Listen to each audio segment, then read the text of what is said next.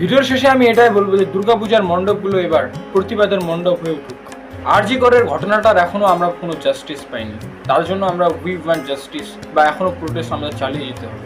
এই জন্য যে দুর্গাপূজাকে আমরা রোধ করবো এটা না, দুর্গাপূজার যে মণ্ডপগুলো রয়েছে সেই মণ্ডপগুলোকেই করে তুলবো আমরা হচ্ছে প্রতিবাদের মঞ্চ। তিলোত্তমার আমরা এখনও বিচার পাইনি। এই কথাটা শুনে একটাই কথা বারবার মনে আসে যে রক্ষক যদি ভক্ষক হয় তাহলে আর কি আমাদের রাজ্যটা কি করে চলবে বলো। আর আমি কিছু ছেলেদের জন্য বলতে চাই এই কথা, ভিড়ের মধ্যে চান্স পেয়ে কোনো মেয়ের উপরে হাত দেওয়া এটা কিন্তু ভালো না।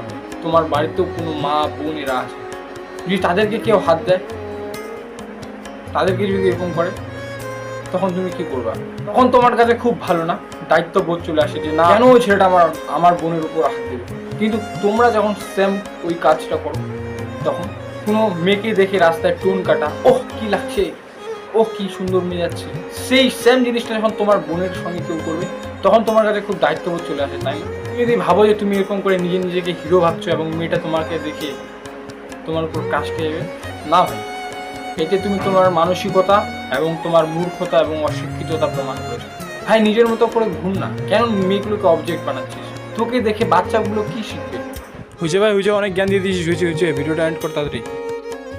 তো বন্ধুরা এখান থেকে করি ভিডিওটা এন্ড।